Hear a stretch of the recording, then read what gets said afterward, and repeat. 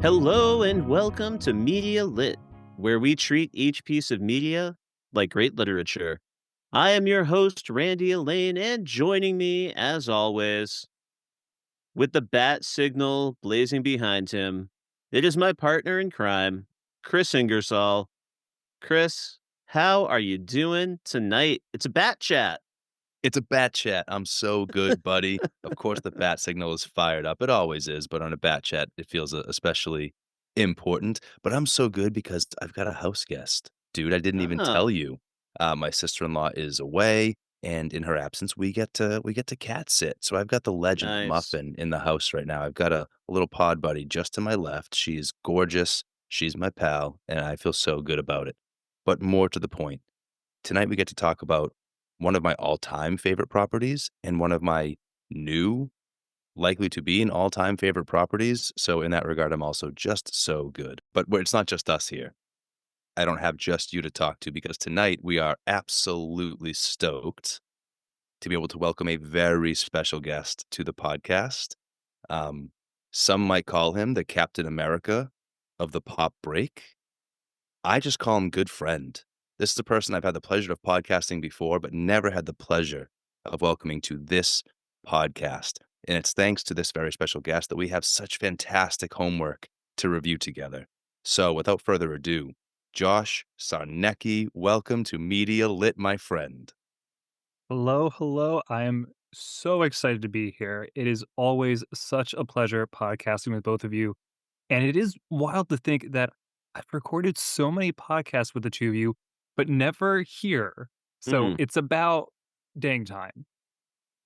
It's about dang time. You said it. And you came in with fireworks thanks to this incredible homework. But before we get to that, we're trying to be better about inviting our guests up front to plug your other work, your socials that folks can look up out there in the world. So hit me with it. Where's your work and where can folks find you?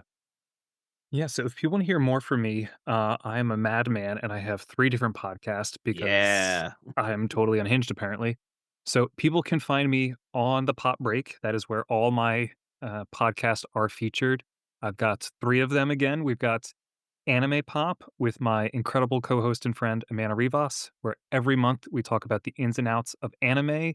We just had a phenomenal episode this month where we talked about the Adult Swim show Lazarus, made by the creator of Cowboy Bebop, which was a whole lot of fun. And we also talked about Fire Force Season 3, which was something I'd never seen before, but had a great time discussing.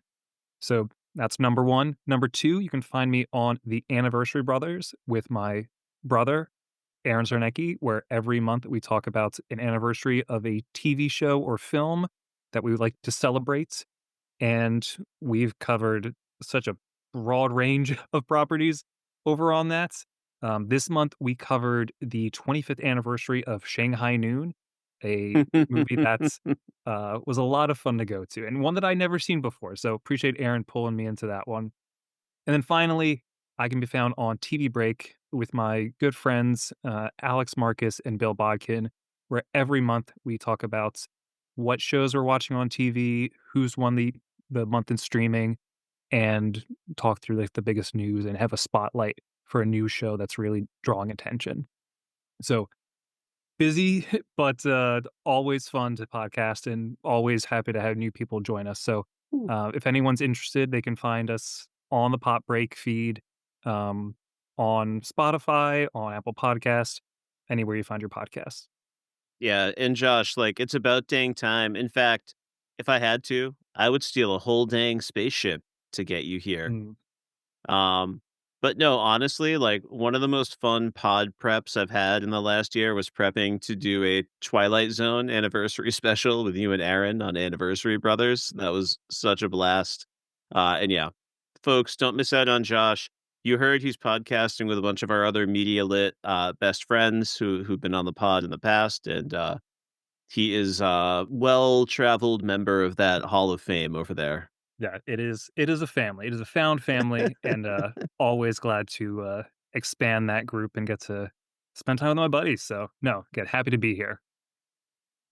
Well, and it is thanks to you that we get to have a bat chat tonight, but it's actually not. It's not just a bat chat. On my other podcast, Batman by the Numbers, we're actually in our world's finest era. It's the year of Superman, and some of that has bled over here to Media Lit and our Bat Chat.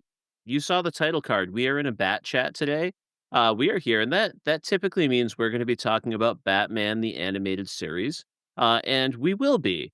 But we're actually digging into a little comparative literature tonight, and we are going to pull a classic Batman the animated series episode alongside an episode of the much more recent My Adventures with Superman. That is where we are headed tonight. This was a suggestion we got from the wonderful Josh Sarnecky. He assigned us some really cool comparative literature homework, and we cannot wait to dig into that. It's going to be incredible.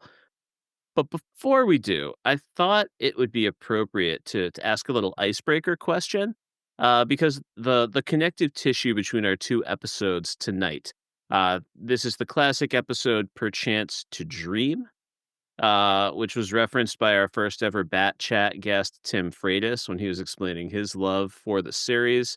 And then the much more recent Pierce the Heavens Superman episode of My Adventures with Superman. And in each of these stories, our titular hero finds himself stuck inside of a dream or simulation that is meant to incapacitate him in some way, take him off the board.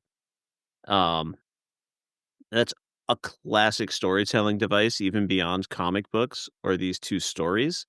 Uh, but we're really excited to see what some of the tricks are that made these two particular stories work so well. But guys, I need to know, if someone were trying to take you off the board, stick you in a dream, stick you in a simulation, how are they going to keep you nice and quiet and compliant? Chris, I'm going to you first. What do they have to do to keep you in line?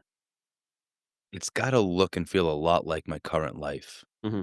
I have so much peace in my, like, day-to-day living experience alongside my wife, my daughter, we live nearby family, we get to gather often, so all of that stuff would have to remain present for me to not be suspicious. Like, it couldn't be too dreamlike, like, you couldn't take all of this and plop it down into Ireland. I think I would be hip to what was happening too Hmm. quickly if it was too perfect. So I think it's gotta look and feel a lot like my current life, but if I'm gonna be truly content and not itching to try to change something around me, the exterior world, um, needs to be in a state of relative peace and calm.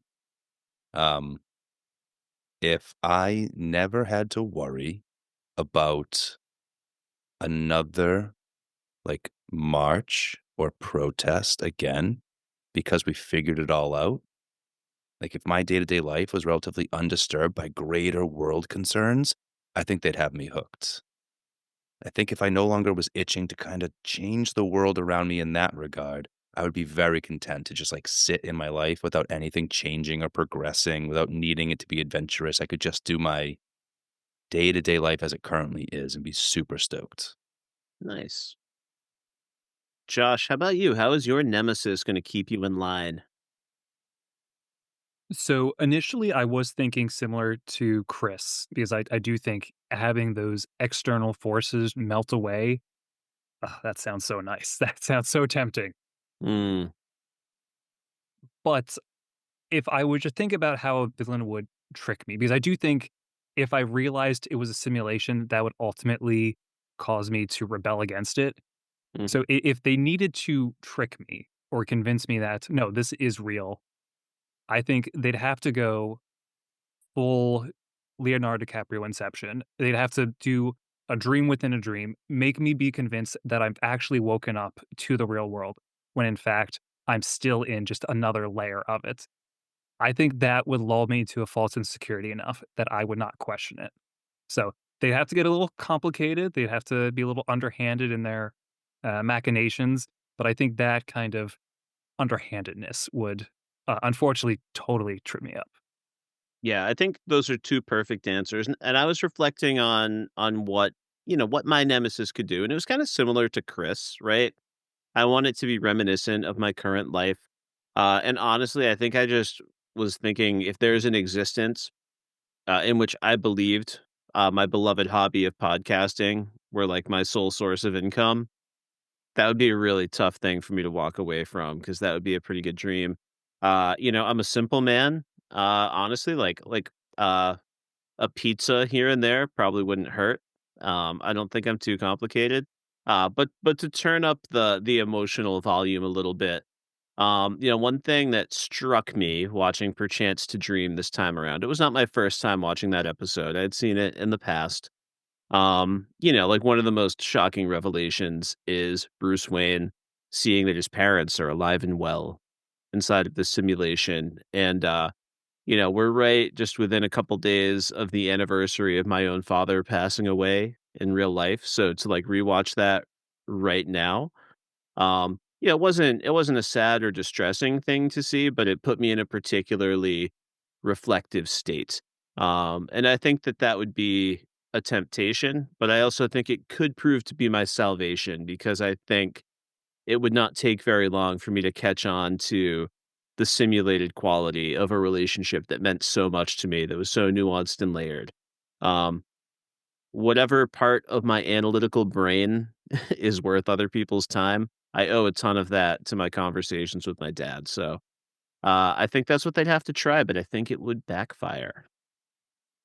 Beautifully stated, but I think you are so wise to acknowledge that, like, no simulation could ever get close to the truth of the relationship you shared with somebody like that, no matter how brainiac they might be. That's really wonderful. And Josh, I just wanted to say to you too, man, what a great call. I Hmm. wish I was as clever as you were because that's really good that your nemesis would like let you think you caught on and woke up. But it was, oh, they're resisting, don't let them wake up. And then you wake up and you think you're good. That's good stuff. Yeah, and a lot of that was inspired by Perchance to Dream, and we'll get into some things we think the villains could have done better, but that inspired that option. But no, I agree also that you do need to be aware of the downfall or the shortcomings of if you try to trap someone in something that's too ideal or try to represent something that is too much of this wish fulfillment. Again, going back to Inception, there's that beautiful line from Leonardo DiCaprio's character Cobb about his wife being too perfect or like not being Hmm. able to get all the flaws and like the imperfections of her. And I think that speaks, I mean, very much to Randy, what you were talking about, how you can't recreate those relationships. Yeah. Yeah. Honestly, you inspired me so much, Josh. I'm going to start sleeping with a top next to my bed. So when I wake up, I can spin it just to make sure. Nice. Man, that was fun, Randy. Thank you for the icebreaker. But I think even before we can get into our episodes for tonight, we need to get Josh into the hot seat. It's a bat chat after all. He needs to give us his sort of uh, Batman bona fides. Josh, are you ready to talk about your connections to Batman? Always ready. I came dressed. I came prepared. I'm ready for this. Yeah, you're in the T-shirt. So tell me, how did Batman and Batman the Animated Series specifically become a part of your life? So I grew up with Batman the animated series. This was my first introduction to Batman, alongside the Schumacher films, which I know as an adult they may not hold up as well as they did when I was 5, but there's still something nostalgic about it that I love. So lifelong Batman fan.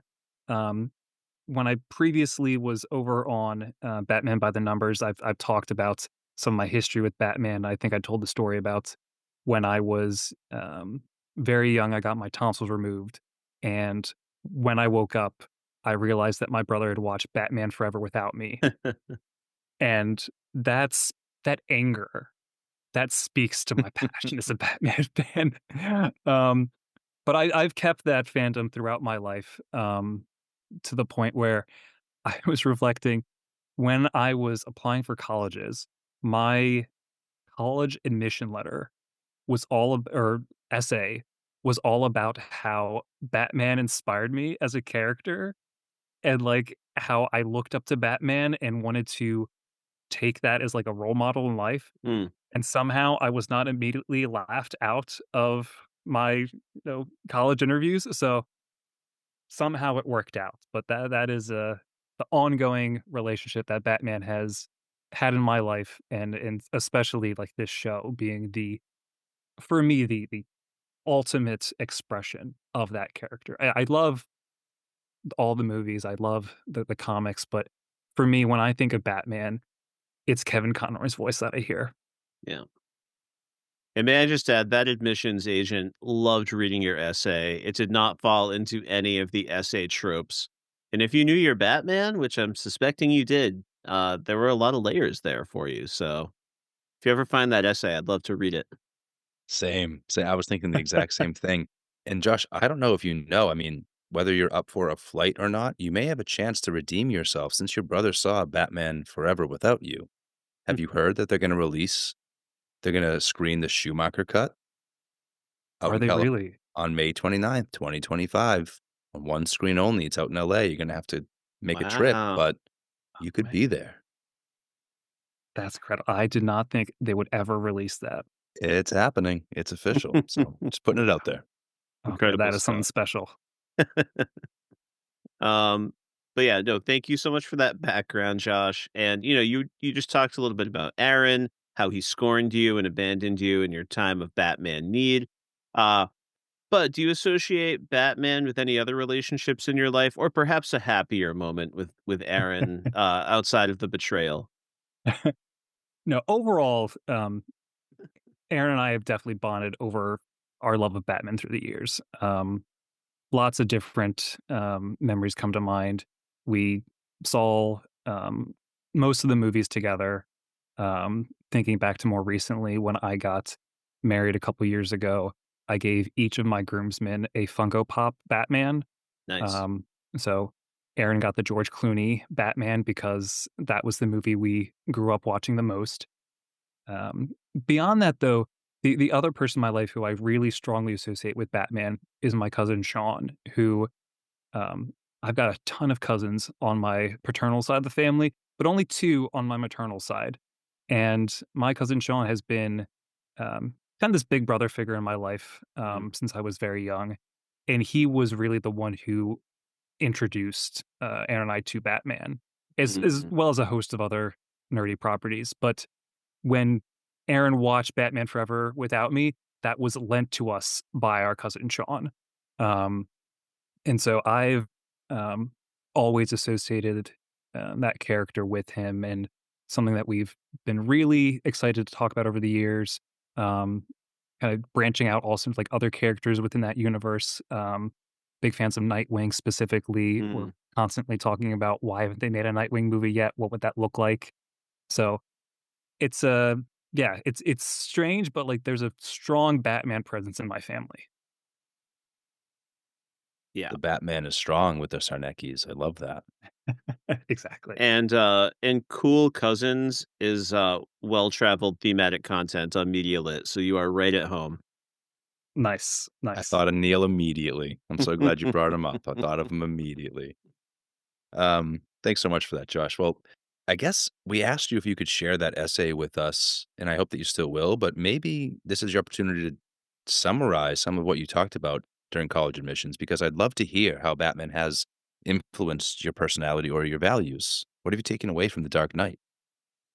Oh, man. So I obviously a huge fan of superhero literature in general. You introduced me as the Captain America of the pop break. I had a Captain America shield at my wedding, so I've gone both into the Marvel and DC realm. But the thing about Batman that's always resonated so deeply with me is his ability to respond to tragedy and trauma and to use that as a source of meaning and purpose. Because I feel like all of us can relate to having lost someone or have gone through something truly upsetting or challenging. And there is this understandable impulse, I think, to try to find meaning in that. And for me, Batman represents what that can look like and how sometimes healing is by trying to help other people overcome the things that you've experienced. Mm, And beyond that, doing so without powers. That is, as Mhm. much as I love Superman, and if we go to the Marvel side, I love Spider-Man and Captain America. The idea that someone without powers would be so compelled by his beliefs and by his values to risk his own life, to put himself out there, that is also, I think, very compelling and very, um, rewarding as an audience member to see and see yourself in and seeing like, okay, if I can have some level of that passion and some level of that dedication, maybe I too can make a difference in the world around me based on the things I've experienced. So that for me is ultimately like what Batman represents and why I've loved the characters from a young age. So well said. So well said. You touched on so many of the things that make this character so valuable to me as well. Part of some of the reasons that I wear a Batman tattoo. But now I really want to read the rest of that essay. So please dig it up.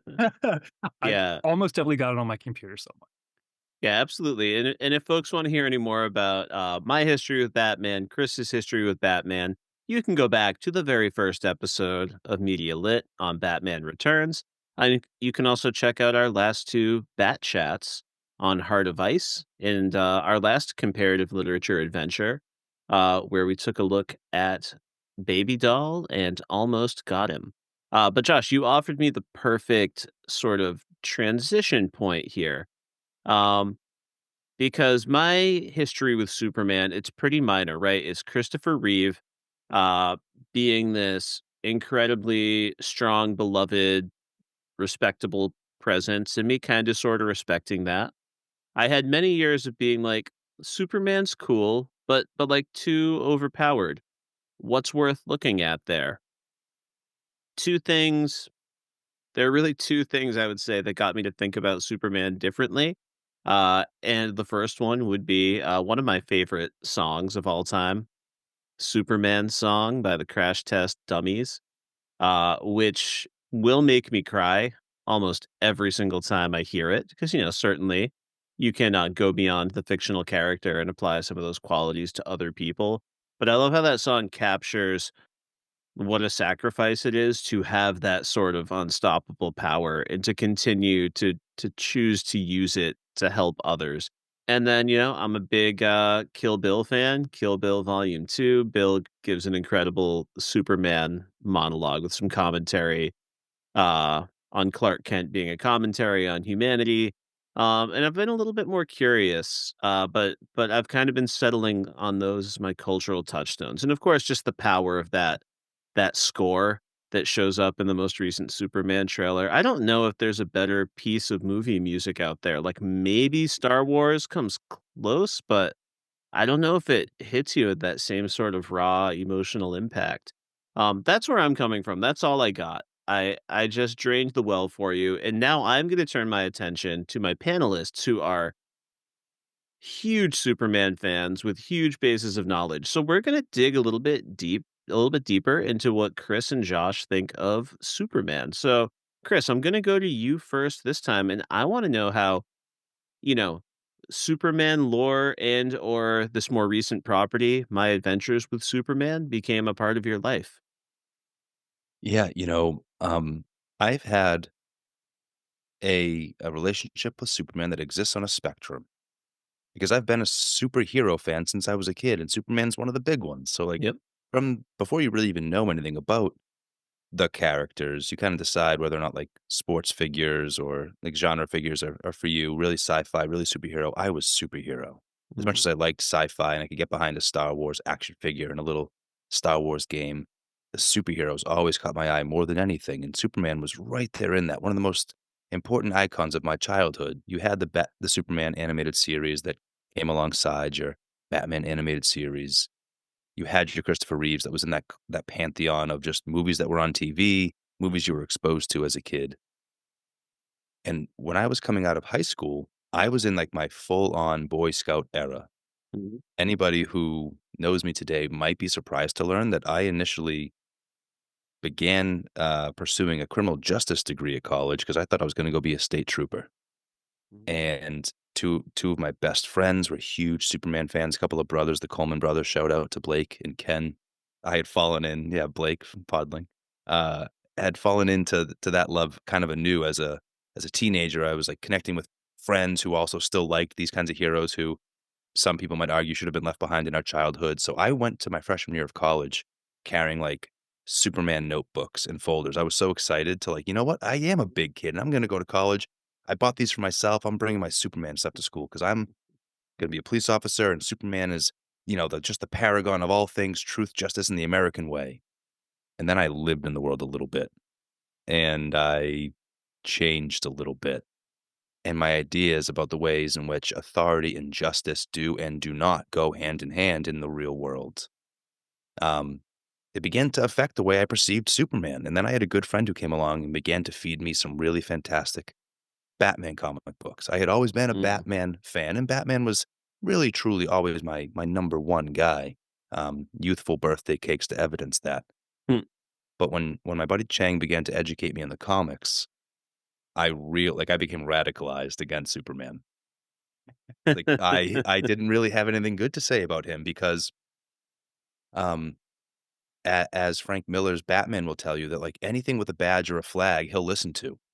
Mhm. He's dangerous, that big blue Boy Scout, that boy from Kansas who just wants to do the right thing and do what he's told and follow the rules. And I was becoming more interested in a truer sense of justice Mm. that might have to subvert the rules once in a while because the rules aren't always just and they're not always enforced justly. But now I've continued to grow and I've continued to mature and I've continued to live in the world. And fortunately, the storytelling has also continued to mature with us. Similar to the Captain America we get to explore in the early days of the MCU, Mm. Superman now is often explored with much more nuance, where they're Mhm. willing to give us a Superman who does stand for truth and justice, but maybe not adherent to any one source of those ideals, and certainly not beholden to any one authority. I think more and more Superman is becoming a character who's just interested in doing what's right, no matter where in the Mm. world that is. And so I've come back around to my big blue Boy Scout, and I'm proud now to scream my Superman fandoms as loudly as my Batman fandom. Beautiful stuff. Josh, how about you? How did Superman and/or this more recent series, My Adventures with Superman, become a part of your life? And first off, just Chris, that was beautiful. That was Mhm. wonderful to hear your journey with the character, which I think is in so many ways reflective of, I think, the broader conversation about what Superman represents and why the character has fallen out of favor for a lot of audiences. So that makes me hopeful that the new movie will hopefully help Mm. people understand the character from your perspective that you've gained over the years. Um, I'd say from my side of things, similarly, I grew up with both Batman and Superman, but Batman was always my go-to. I Yep. watched Batman animated series, I watched Superman animated series, I watched Justice League, and Superman was always not even a 1A. He was a clear second place. And that really changed when I was going from middle school to high school, and I referenced this when I was able to, join both of you over on Batman by the Numbers to do our ranking of live Mm. action Superman actors. The movie Superman Returns, a very divisive, Superman film, but one that means so much to me, and I was in a time in my life when I needed something to hold on to. I needed something Yeah. to inspire me. And for me, that version of the character, played by Brandon Routh, that spoke to me so deeply that one, it helped me get through a pretty challenging time in my life. But two, it also just totally upended my belief system about who was the best superhero. To the point that I remember being in sophomore year of high school, and the assignment was we had to give some argumentative essay, and I did a whole argument on why Superman was better than Batman, which I know blasphemous to say, especially here on a bad chat. But that's where I was in my life. So Yeah. um, since then, I think there's been a continuing reevaluation, and I don't know if I'm as much a ranker of heroes at this point, as much as I think they both bring different Mm. values and perspectives on what it means to be a hero. Mhm. So I do find that, though, this series, My Adventures with Superman, has been one of my favorite depictions of the character, that I've seen. I've read some comics and I've really enjoyed them, including, um, um, the more recent ones like, Superman Smashes the Klan, I think is an excellent comic that I would highly recommend. Um, Great title. yeah, it's a phenomenal read. Um, Also, like, Superman for All Seasons, another more retro one back from, like, the '90s, that's a great read. But this particular version of the character in My Adventures with Superman, for me, speaks to what makes the character so compelling, and that is, 1, his humanity, which despite being an alien, he is somehow the most human of all characters Mm, within this DC universe that Yeah. mm. we've been exploring. Um, and I think that the versions of this character that speak deepest to me are the ones that work through that sense of the humanity within the alien. And I Yeah. think this show captures that perfectly while also having one of the cutest depictions of the Clark and Lois relationship that I've Yeah. ever seen. Um, I'm so on board for this couple. I ship them so hard. And then to add an extra layer, because if that wasn't enough, it has a strong foundation in shonen anime, which I've got a whole podcast about anime. I'm gonna take that in like catnip. That is Yeah. here for me all day. So this show was like made for me specifically. I'm, so grateful that you finished there with the anime nature of this show Yes. because, the animation is unbelievable. It makes the action Mhm. sequences fantastic, really fantastic. But, yeah, I'm glad more so that you highlighted that humanity in Superman. That's what makes me so excited for James Gunn to be handling this property. Totally. Nobody knows how to put aliens on screen with humanity like James Gunn. And, you inspired me, Josh, because I already know one of the next things I wanna get you back on this podcast to talk about, and I think we're gonna have to assign you some Owl House homework because, oh man, are you gonna love Lumity. And there are some similar nods to anime stylings on the Owl House. Those little blushes under the eyes and things like that, really come to life. But I digress. Shout out to my former students. Um, so guys, you both kind of answered my full set of multi-tiered questions in your responses. So Josh, I want to go back to you first. You did speak a little bit to Superman as he relates to the relationships in your life, and you certainly articulated what he says about your value system. But did you have anything else you wanted to add about those relationships or your values? Because you kind of hit it out of the park. Oh man. Um Again, I think the other thing about this character that speaks to me is my um relationships with like family members and how that fits into it. Mm, I remember when Smallville first came out. That was mm, one of the first times I remember watching what for me felt like an adult show with my dad, and we were able to bond over that. It's like, okay, I'm not just watching like Dragon Ball Z and all these other like yeah. cartoons. Like I'm watching something serious, kind of. Um, but it was a great bonding moment to be able to share that with him and also with my brother. Um, and yeah, I'd say that's again also true for Batman. The Batman, 66 with Adam West was a fan favorite in my Yes. household from a young age. So, yeah, when I think about these heroes, I think about how my family introduced me to them. And so, beyond just like the characters and what they represent, there's also a sense of this brings me back to my childhood. Yeah. So perfect. And like Chris, honestly, the same thing. You shouted out your friend who got you into Batman. You shouted out the great Blake Coleman from our X-Men 97 pod. And you gave me this like really deep insight into your personality and your values. But did you have anything you wanted to add about any of those relationships or how Superman has impacted your personality or values?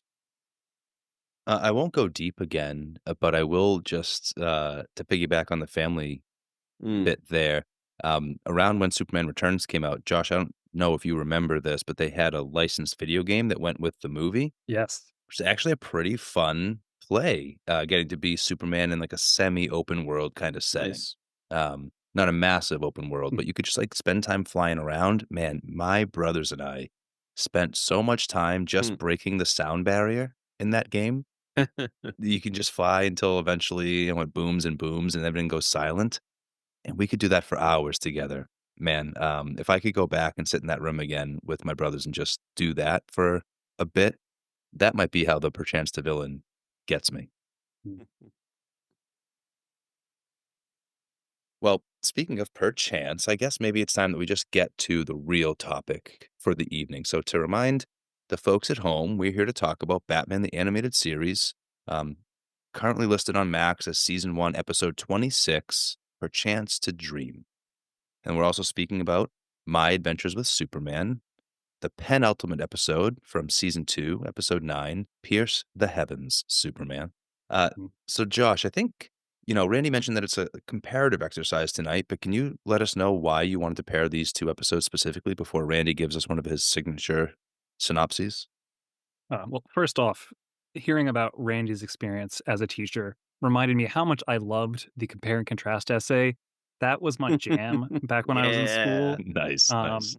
Take all those other ones out of here. Like, this is what I want to do. Give me a chance to really break down the differences and the similarities. And I thought these two episodes are one, I think, two of my favorite episodes of the series. But also, I think that they certainly have the same framing device of what happens when this character is trapped in a dream world or simulation where the defining trauma and tragedy in their life never happened. And how do they break out of that? How do they cope with that? I think that was ultimately the big thing that made me wanna compare and contrast these, because I think in doing so, while there are certainly some very strong similarities between what the characters are going through, there is a dramatic difference in how they Mm, get out and how it impacts them and what it says about each of them. mm. Excellent. I'm so excited to dig in with you.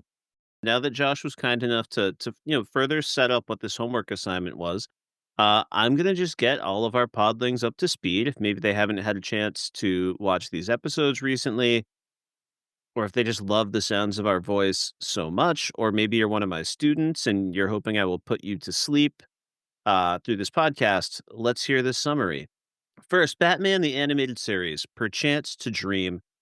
Batman, aka Bruce Wayne, chases some standard street level thugs into a warehouse before everything goes sparkly and he wakes up back in Wayne Manor.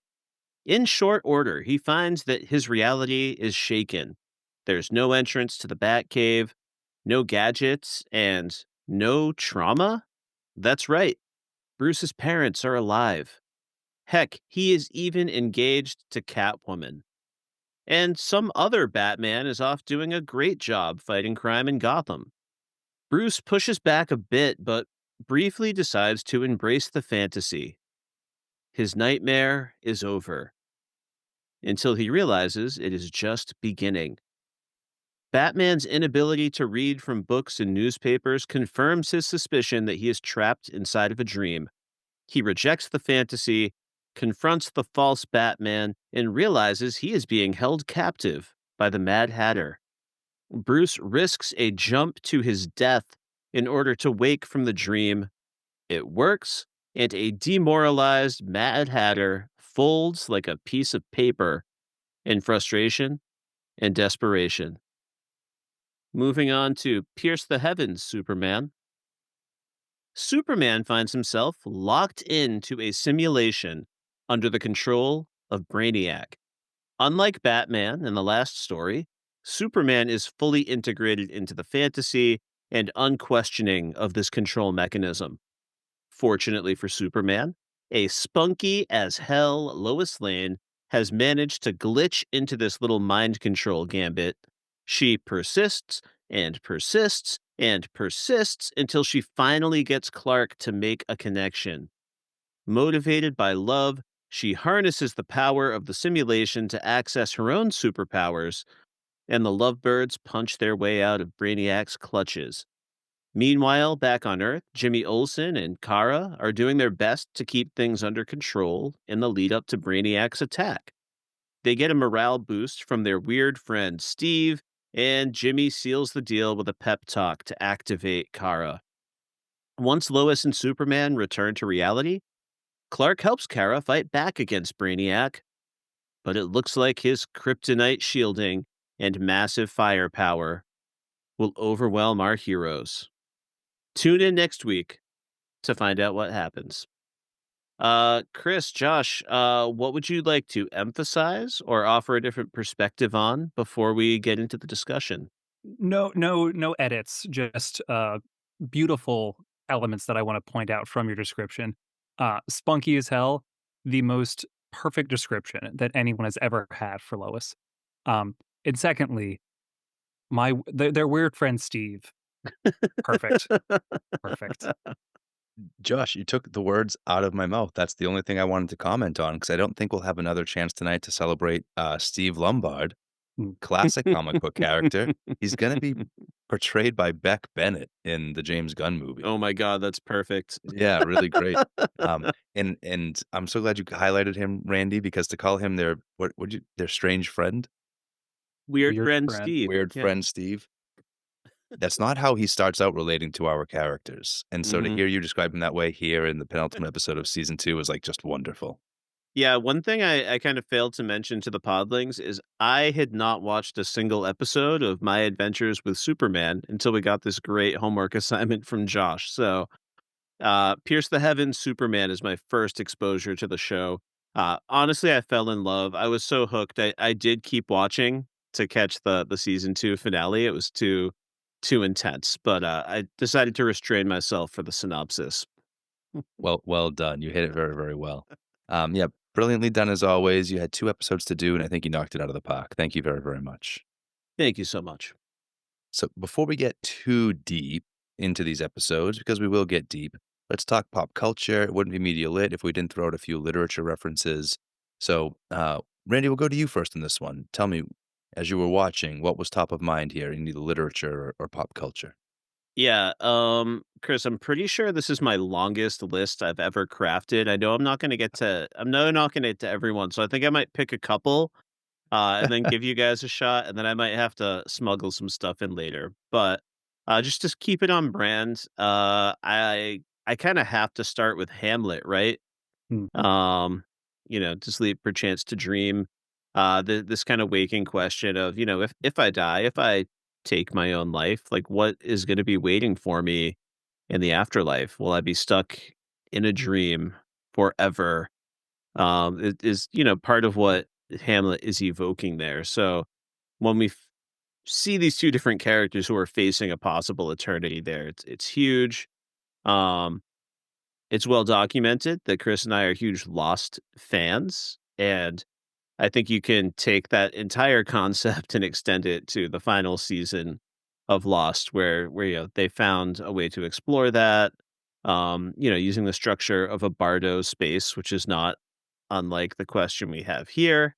In terms of more pop culture references, I have a few, but I'm going to open with the first one that I always think of in this type of story, and that is Buffy the Vampire Slayer, Normal Again.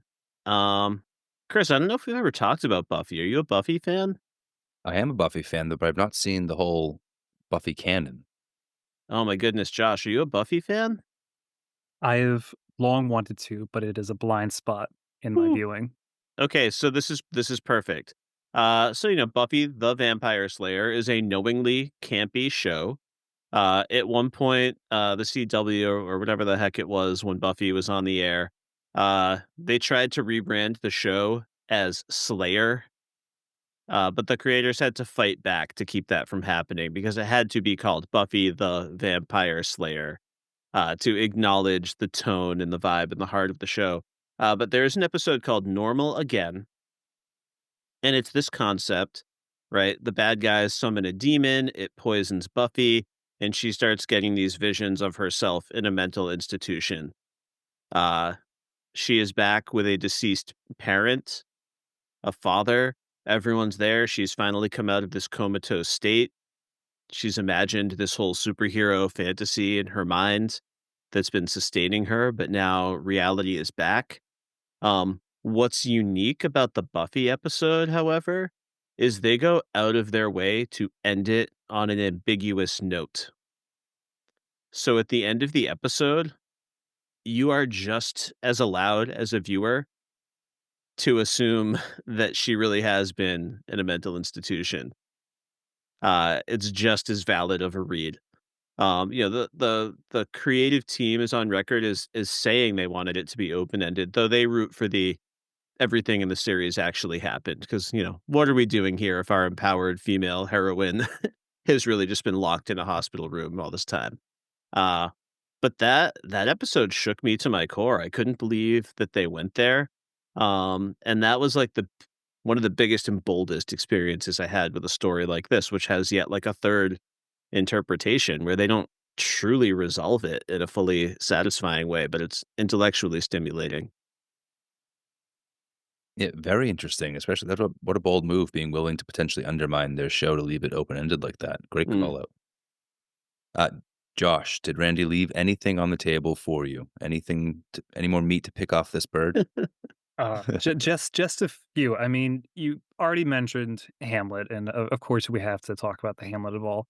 But technically not the only Shakespeare reference we have here. So at the very end of Perchance to Dream, the Mhm. final line we have is Batman talking to Commissioner Gordon and explaining what the device is, to which he says, "The stuff that dreams are made of," Mhm. which is a reference to The Tempest and a little bit later down the road to The Maltese Falcon. Yep. So we've got a 2 for 1 reference there.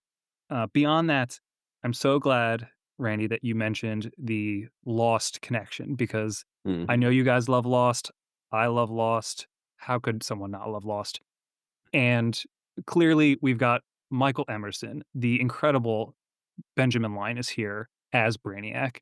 But one moment that specifically hit me as so reminiscent of Lost was during the first time that Lois is interacting with Clark in the simulation, Mm. and they touch, they make physical contact, Yes. and suddenly all of their past interactions and their romance flashes before her eyes. It's like, this is exactly like those Flash Sideways from season 6, and I'm here for it. Those Mhm. made me cry every single time. So, Yes.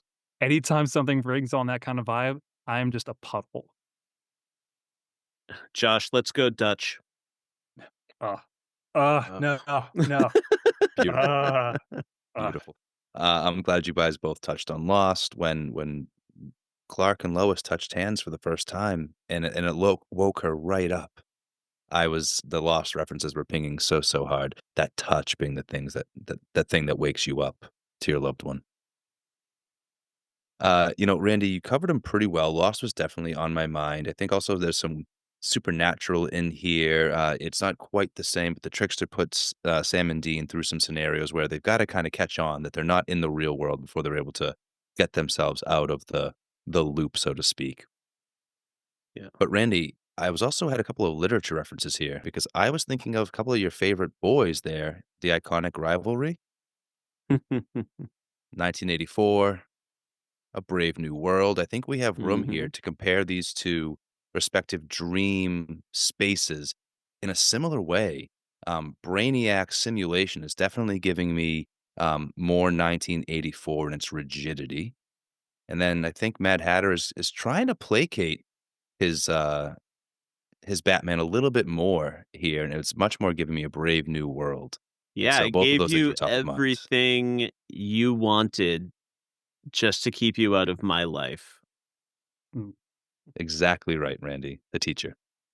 And yeah, I mean, sorry, you evoked teacher, so here I am taking over the classroom. I apologize.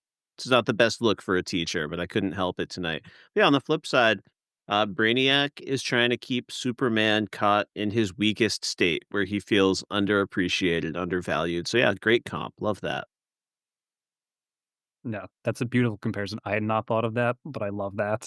I'd say I would also add the much lazier comparison of The Matrix, very much rang out to me as a very, you know, certainly not necessarily a direct comparison, but so many similar vibes of trapped in this virtual world and what it means to break out of it and the sense of identity encapsulated with that and how it's used to placate someone into Mm. believing that they don't need to rebel against this authority figure.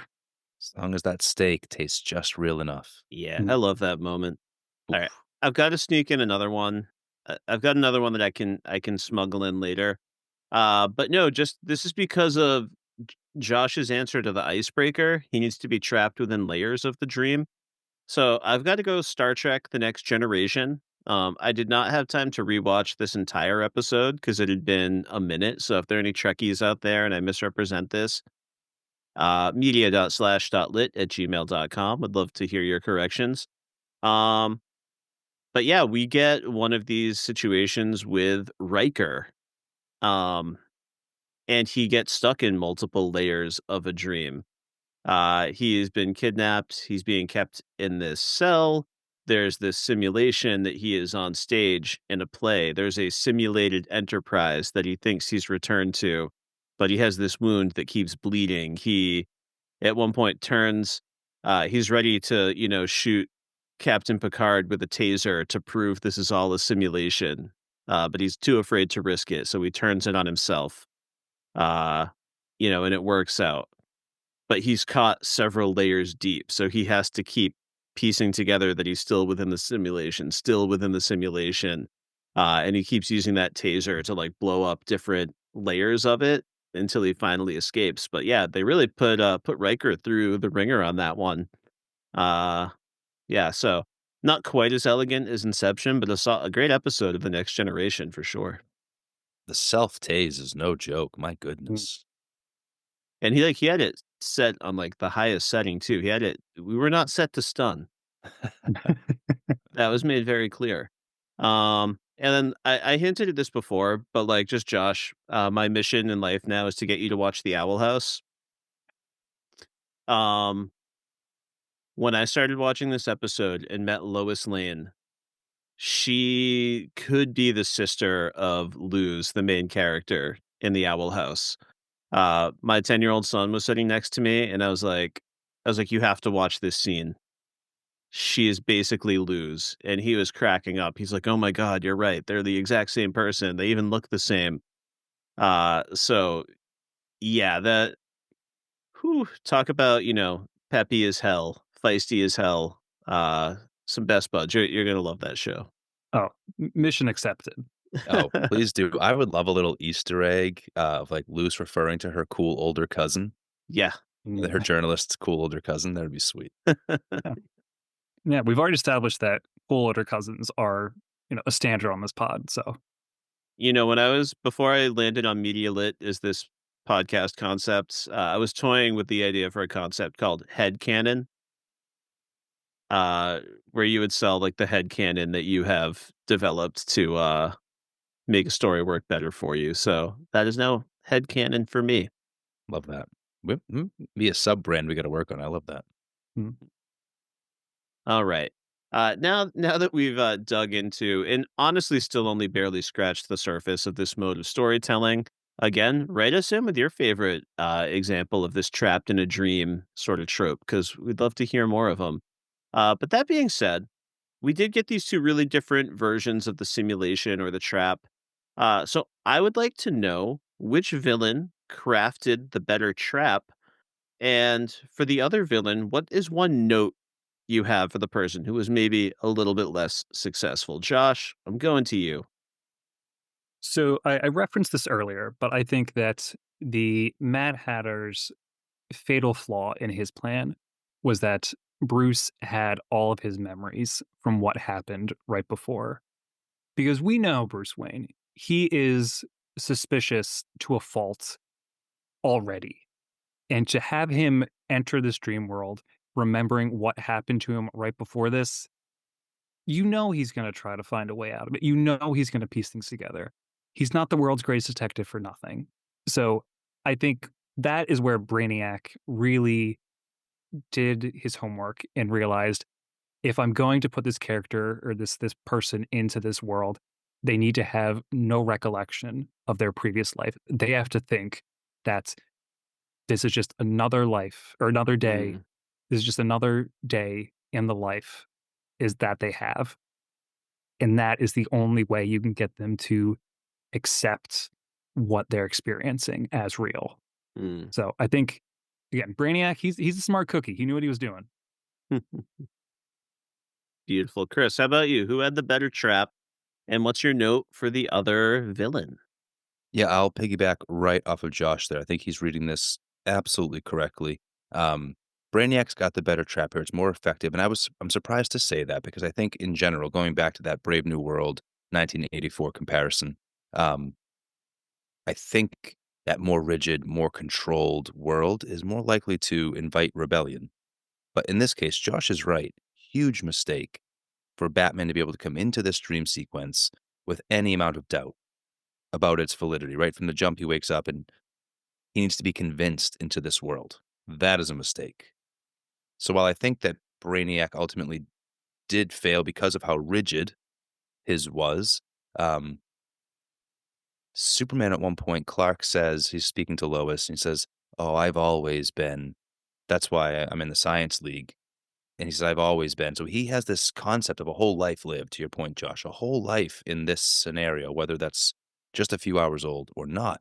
Um, Specifically for the Mad Hatter to have allowed Batman's psyche to have manifested a Batman in that dream world, huge mistake. Like, there's the thing waiting to call him home right there in the dream. Um, Granted, Mad Hatter's doing, like, a dream sequence versus the technology that Brainiac's using. Maybe Brainiac has more control and Mad Hatter couldn't account for that bug, but I don't know, man. You gotta keep Batman out of the Bruce Wayne dream. What are you thinking? Yeah, and for my answer, I'm gonna play devil's advocate. This is mainly for fun. I'm gonna say Mad Hatter had the better trap. Um, you know, I think maybe the limitations of the Dream Machine maybe made it impossible, for him to put Batman in there without any memory of where he was coming from. Um, but we just recently did an episode on Almost Got Him. And, we had notes for those villains as well. And I mean, because we're talking about superheroes, because we're talking about themes, there are plenty of times where Batman is vulnerable. Someone could take him off the board, someone could kill him. I certainly get the sense that Batman was incapacitated in the dream machine long enough that they could have landed a killing blow or unmasked him if that was what they wanted to do. Uh, but Mad Hatter was really just banking on this working. And again, this was not the first time I watched it, but having watched these 2 episodes in tandem, and I watched My Adventures with Superman first, it really hit me hard this time, like, there's no effort to fight back, really, against Batman once he pops out of that machine. No real pushback, just, "I tried to give you everything, man. That wasn't good enough for you?" So I love that. Now, my note for Brainiac, uh, and his digital constructions within his simulation is like they know Lois's plan. They really can't seem to keep tabs on Clark inside of this simulation. That felt like a pretty big issue. Not to mention the total lack of ability to like debug the software. Like just totally taken aback by this glitch. One of my favorite moments in the episode is I think it's like the first reset and what is it? What's Superman's dad, Jor-El, Jor-El. Jor-El. floats in with his badass army, sees Lois, and right where she can see him and hear him, just says, "What?" And I was like, "Oh, buddy, you got to play this one a little bit cooler." So that's my note for Brainiac and company. I will say, in Brainiac's defense, they got a little bit better at it because they were able Mm. to anticipate that Lois was gonna hide in a bush at some point. So, that got my biggest laugh of the Me entire too. episode. Yeah, he Yeah. does like a reverse Homer Simpson like hedge disappearance. Exactly. Just Exactly right. Yeah, at that point, he is having fun with it. You know he is. He's annoyed, but he's having some fun with it. It kinda reminds me of The Matrix a little bit, to your point, Josh. Like, maybe, like, this bug that they couldn't account for is the love between Lois and Clark. Mm. I'm kinda here for that. So we've talked about the villains. Let's talk a little bit more about our heroes. We watched them go through a thing in this episode, each of them. So, which character do you think we learn the most about over the course of these 2 episodes? Josh, we'll go right to you. It's a tough question. I'm leaning towards Bruce solely because for most of for most of the episode of My Adventure with Superman, we really get Lois's perspective for most of the episode. So it's more about her struggle to connect with Clark than it is Clark's attempts to break out of it. So we don't really get a sense of how he's feeling in that world or like how he navigates that world, except in small instances when he's feeding the Sun Eater or when he's trying to show empathy to Lois. Um, but one of the reasons why I really like these 2 episodes is I think it speaks to for Batman, like, this is what defines him as a character, that it is his loss, it is his sense of mission that defines him, and without that, his whole sense of self crumbles, and I think Mhm. that's ultimately what we discover about him, is that he can never truly be happy as long as he realizes that his mission is unfulfilled. Mm. And it reminds me of, for me, what is one of the most gut wrenching scenes in all of Batman properties, which is in Mask of Phantasm, when he goes to his parents' grave and he begs them to let him free from his Mm. commitment to fight crime because he didn't anticipate becoming happy. That just guts me every time. And so this is kind of a recognition of that. Like, okay, here you go. You're free from that burden. You no longer have this commitment. You no longer have this guilt, and he still can't accept it because ultimately he is defined by his mission, and without it, he doesn't know who he is. And so I think again, going back to why Mad Hatter failed, he didn't anticipate how Mm. for Bruce Wayne, happiness is just for him this foreign concept, and really what he needs to do is always go towards that mission, especially this version of the character. I mean, we see him in Batman Beyond years later becoming a crotchety old Harrison Ford kind of type, and he's still like, "Nope, I'm still gotta fight this fight." So, Mhm. I think that is, you know, really the best exploration of this character that we've gotten, I don't know, in really any medium, to be honest. Nice. Beautifully stated. I love what you said about this mission being core to who he is, and so much of his person just crumbles, without that purpose. Really well said. Randy, anything to add? Bruce was certainly in the running for me. I think it all comes down to that one moment where he really wants to believe it, and he says the nightmare is over, and there's just, like, that it's that exact emotion Josh was just describing, the begging at the parent's grave, "Ugh, yes, I can really let it go." He really wants to believe it. It doesn't last long. Although my answer is gonna be a little bit different because 'cause I'm gonna go with Lois. I've gotta go with Lois. Obviously, this was my first episode of the show, so I was learning the most about Lois in this episode because I didn't have the whole background. But the reason it still works for me, I think, the loving lost season 6 conclusion, "Our hands touch, our relationship is powerful," is great. But that we get this constructed world where Lois can then physically take on the superpowers. We can, like, visualize the strength that's been inside of her this entire time. She can be there side by side with the love of her life, punching through a barrier. All of that worked for me. It was big and beautiful. Um, but one other little moment that maybe worked just as well, um, was the swiftness she sprung into action in the real world. The second that barrier was broken, she is just gone.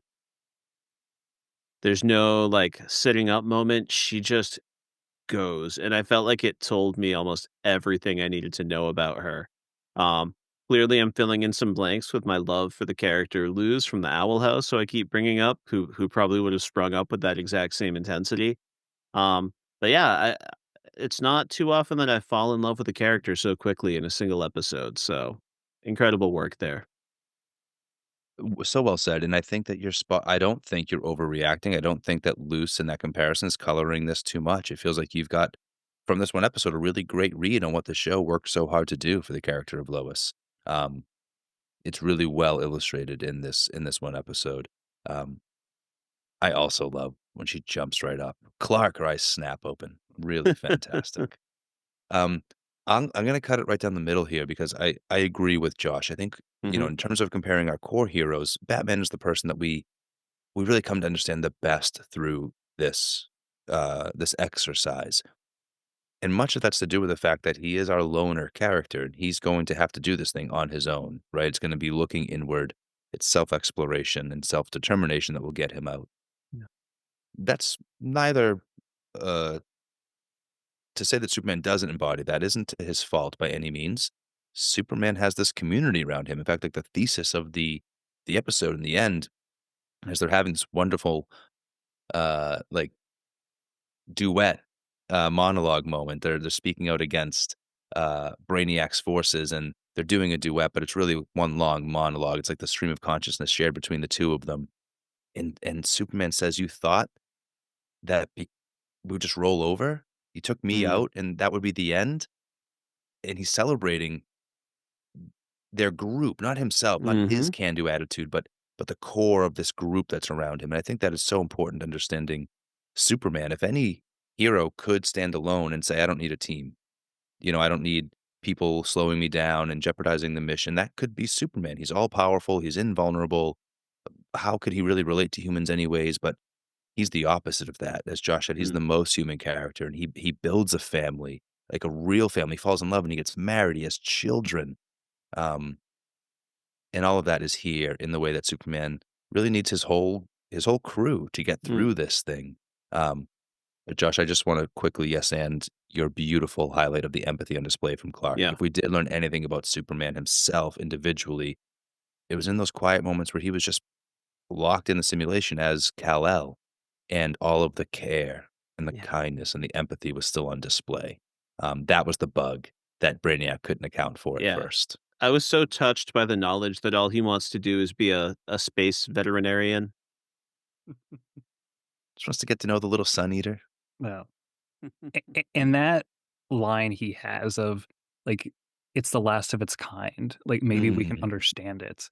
Like, that is, like, so yeah, chef's kiss, like, really gets to the heart of the character. Um, and then you can see, like, Brainiac's, antipathy towards that concept, like, no, that is weakness, that is the opposite of what you should be displaying. Um, but to your point, Chris, about what this shows about Superman in terms of the relationships, that was I think you said it beautifully, and I would just add that for me, that the biggest point of comparison or contrast between these 2 episodes, these 2 characters, is that I do think when we define Batman, it is by his mission. When we define Superman, he is defined by his relationships.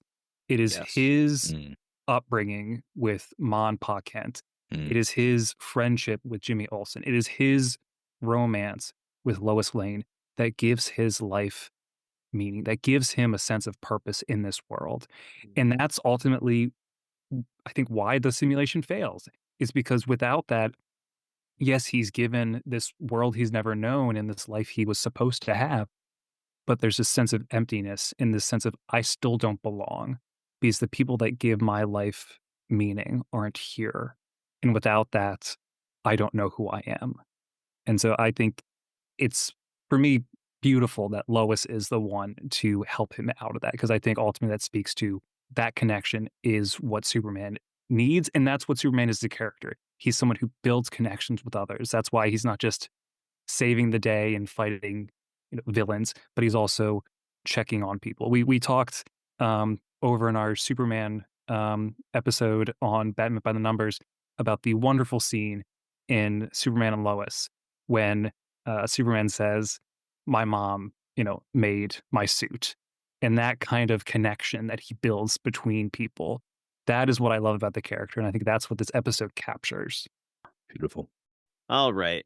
So we know that Josh loves a compare contrast essay. So, let's play around a little bit more with this concept of these two different simulations, two different stories, both masterfully told.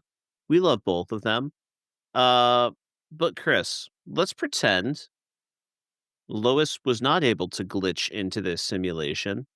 Do you think there's any way Superman could have broken free on his own? I really believe in the strength of will that is Kal-El Clark Kent. Eventually, yes, I think he would have gotten out. I do not think he would have gotten out in time to save the day, to save the planet Earth. Maybe he breaks Hmm. free and eventually wrests himself from Brainiac's control and stops Brainiac from destroying further worlds. But I think Brainiac's got him here, and Brainiac's gonna win the day if not for Lois. Hmm. Josh, what do you think? If Clark were to break free, how would he do it? So again, I do think that having Lois be the reason he breaks free, like, is such a perfect encapsulation of this character and how vital their relationship is to who he is. If we were pitching an alternative, though, I would want it to be rooted in his other values, his other core principles, specifically his empathy and his sense of justice.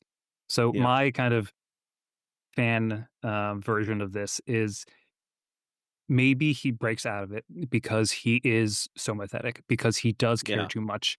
And maybe at the beginning we see him interacting with the little sun eater. Yeah. Maybe he's so concerned about this creature that he decides, I'm going to try to reunite you with others, or I'm going to help you break free rather than remain in this isolated, solitary prison. And in doing so, he may unintentionally break free from the simulation as he goes on this adventure to help this other creature find connection with others. Yeah, I love that. I'm not even gonna try to be cute about this one.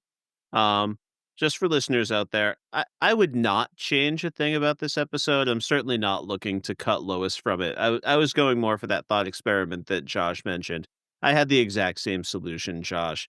Maybe if Lois didn't show up, he was trying so hard to bond with that sun eater. Lois ends up in that same cage. Maybe that was always going to be the key that could eventually unlock it, making that connection, that empathetic connection. So bravo. We had the same thoughts on that one. Great, great pick. Beautiful humans, that's really nice, I like that. On the same Let's wavelength tonight. yeah. Let's go the other way here. Let's jump into the Batman world. And Randy, tell me, if you could pick one Batman the Animated Series character who could glitch in and support Batman, who would it be? Yeah. So once again, I wouldn't really change the original episode. This is just a fun little compare contrast exercise. I think there are some obvious correct answers here. I'm going to go with my oddball answer since I'm going first, so I can leave some of the more obvious answers on the table. But as I was playing with this question, I was trying to imagine a scenario in which another villain who needs to be fighting with Batman is somehow also sucked into this and needs to get him out. Like what if it's the Joker, but maybe it's like a pre-transformation Joker. So he has all the memories of the white-faced maniac that we know, but maybe looks the way he did before the change. And he is trying to pull his nemesis back into the world so they can continue to fight. Could have been a very different episode, but a fun dynamic. Anytime we get to explore the idea that like Batman and Joker are meant for each other, that they're enemies or lovers, that they're inextricably linked is a ton of fun. So great call out. Yeah. Josh, what were you thinking? And I hadn't thought about that, Randy, but now that you mentioned that, I'm just I'm having a hard time getting beyond that because that is so perfect. Just as you mentioned, Chris, like there has been such an exploration of like how these characters are in this symbiotic relationship. So I do imagine if we were to see outside of the Mad Hatter's hideout, if the Joker realized what was going on, he would be distraught. He would be the first one to break in and try to save Batman because he would not be okay with that. Um, so I think that's a beautiful answer. Also, I love how this is one of the most celebrated episodes of the show, Mm, and we have the most C-list villain as the person who's behind it. mm. It's just so beautiful that, like, of all people, the Mad Hatter's the one who's implementing this plan. Um, but in terms of, like, who I think would be the glitch, other than the Joker, I was torn between Alfred and Robin. Ultimately, I decided to go with Robin, just because I feel like that speaks to still a sense of what Bruce is trying to accomplish with his mission, which is trying to prevent what's happened to others, or prevent what happened to him from occurring again. And when he has Dick Grayson come in as his ward, as his adopted son, that is him trying to break that pattern of violence and tragedy. And I think if anyone was able to help him recognize that, no, like, you still have work to do, like, there's still things that you have to accomplish, it would be the person who understands him best, which I think is Robin. Robin, sir? A Mhm. young lady? Mm, It's a great line.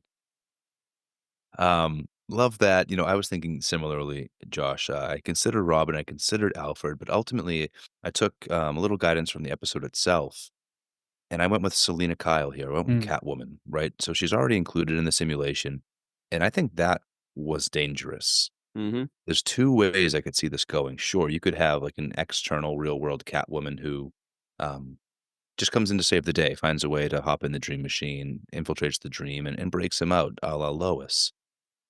But there's also a way in which I think Batman's own subconscious could manifest this version of Mm. Selena that helps him break out because I could picture him connecting with this other Selena in his dreamscape and just intrinsically knowing there was something off there. This isn't the things that he loves about her are not fully present, right? There's like a dark reflection in the two of them, Bruce and Selena. There's a similar brokenness between them, but it's tragic and it's beautiful, but it's also sort of a hopeful thing. I think that's um, part of what makes them such a good pair. Like they're trying to do something, make themselves something stronger, do something better with that trauma.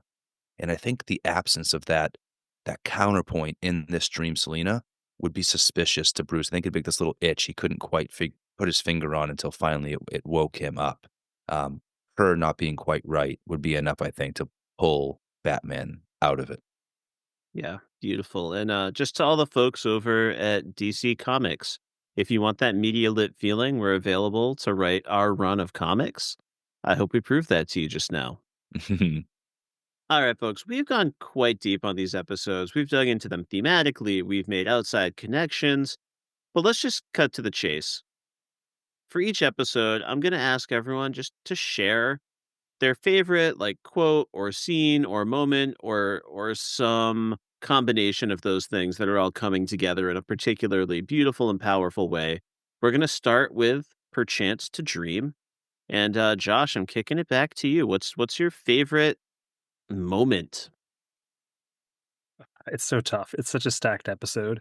Mhm. Um, I'm gonna go with one of the sillier moments just because I do think Yeah. this is a pretty heavy episode, and for me, this stood out as, 1, a great line of dialogue, and 2, just a excellent showcase of how wonderful Kevin Conroy was as a voice Yeah. actor. And that is his interaction with Alfred when he realizes that he can't get into the Batcave. And he says, "That's right, Alfred, the Batcave. It's a big hole in the ground with a big car in it that's all black. Remember?" The sarcasm is so biting and it's so perfect.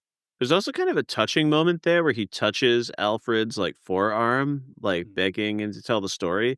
And Alfred kind of pulls away Hmm. in this mm. way that they have a distance when he's living this life. That kind of hit me emotionally.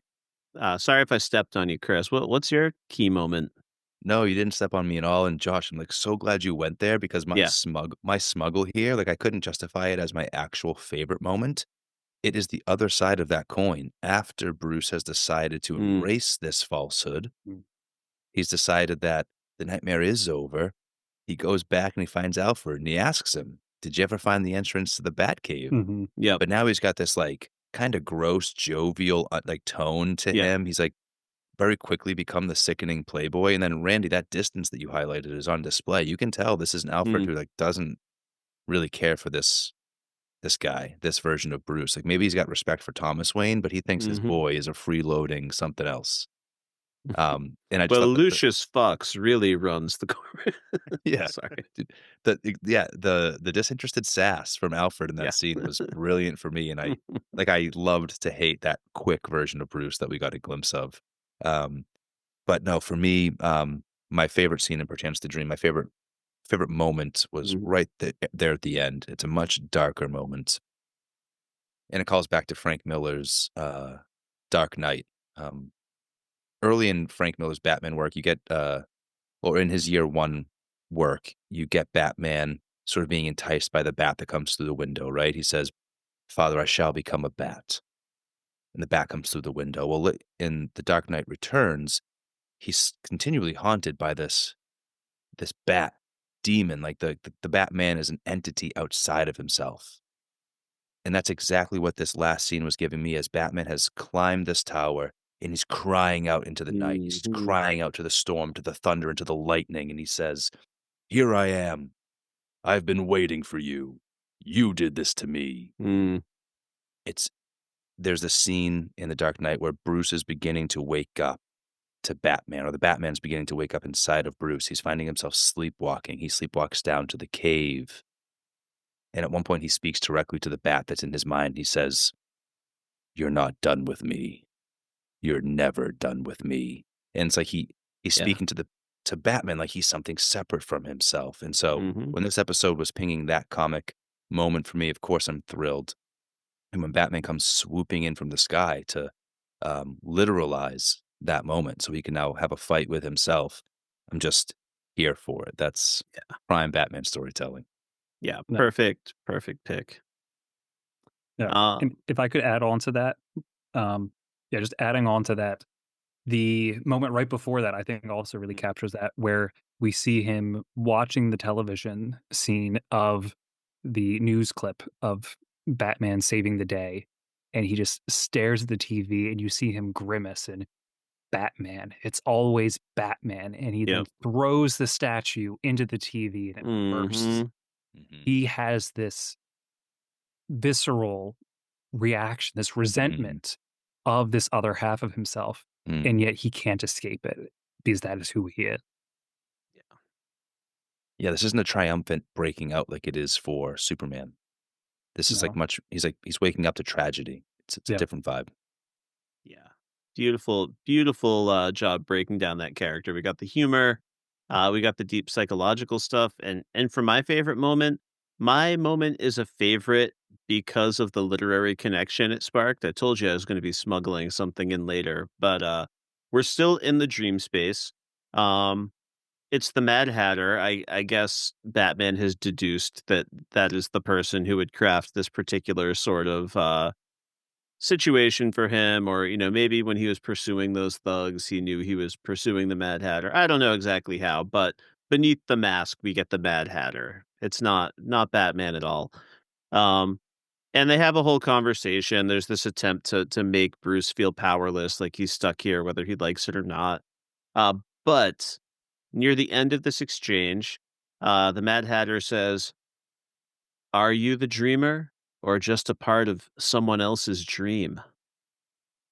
um Now that's kinda cryptic on its own, but that brought me back to one of my favorite things that's ever happened in media, which is Twin Peaks: The Return. You've got David Lynch in character as, Gordon Cole, his Twin Peaks character, and he is recounting this dream that he had.